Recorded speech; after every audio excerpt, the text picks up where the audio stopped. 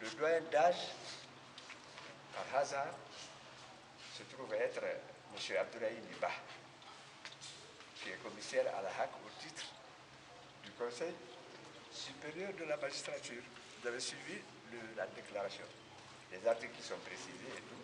Et cette déclaration qui désigne M. Abdoulaye Niba en vertu de tous les articles de la loi, cette déclaration vous sera distribuée tout à l'heure, que vous pourrez exploiter à votre guise.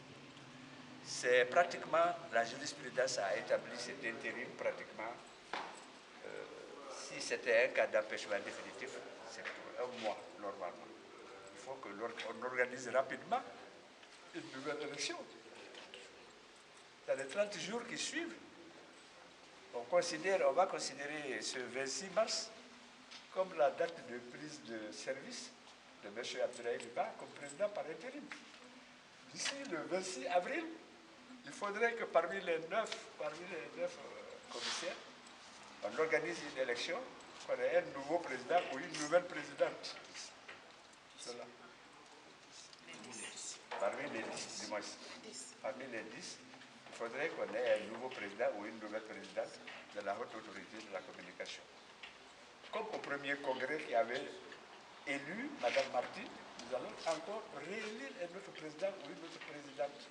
Et nous allons saisir Monsieur le ministre chargé des relations avec les institutions républicaines pour que son Excellence, Monsieur le Président de la République, appose son sceau par un décret pour ajouter la légalité, la légitimité, pour mettre ce nouveau président dans son siège, dans son fauteuil. Celui que vous avez renvoyé pour le cumul de postes, quels sont les postes qu'il cumule là?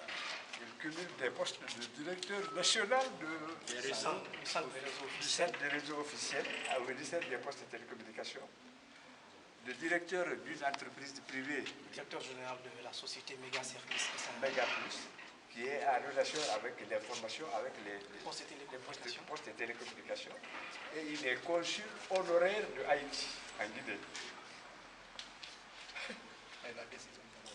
On va vous remettre la décision qui le renvoie. Et la loi, l'article 13 de la loi organique 03 indique le régime des incompatibilités.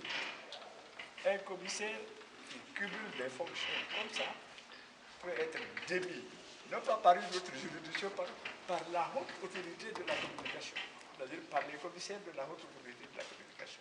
Si nous faisons le constat que parce qu'après notre nomination, par le décret 034, la loi dit que nous avons 3 mois.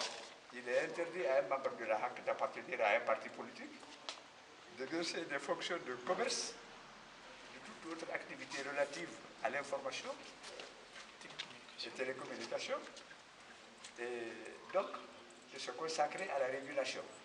Si la haute autorité constate que l'intéressé refuse durant les 3 mois-là de se mettre en règle avec la loi, parce qu'il peut démissionner du parti dans lequel il était, sortir d'une boîte privée, éviter d'être directeur général d'une entreprise privée. S'il ne le fait pas durant ces 3 mois-là, la haute autorité de la communication peut le renvoyer, peut le démettre de ses fonctions.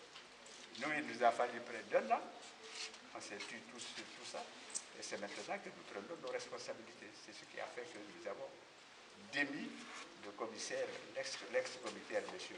Moufa Ousmane, qui était commissaire au titre du ministère des Postes, de la Communication et de l'économie numérique. Vous avez demandé de se faire remplacer par l'institution? Oui, c'est ce que l'article 8 dit que c'est en cas de vacance d'un poste, c'est la structure d'origine qui avait désigné l'intéressé qui pourvoit à son remplacement par un autre membre pour le reste du mandat de celui qui a été démis de ses fonctions. Donc pour le mandat de M. Moufa Ousmane, il reste, je crois, près de 4 ans ou 3 ans, 8 mois ou 3 ans, 6 mois, Monsieur le ministre des Postes et Télécommunications acceptera bien de bien vouloir pourvoir au remplacement de ce commissaire pour le reste du mandat. Voilà, donc, Monsieur le Président, vous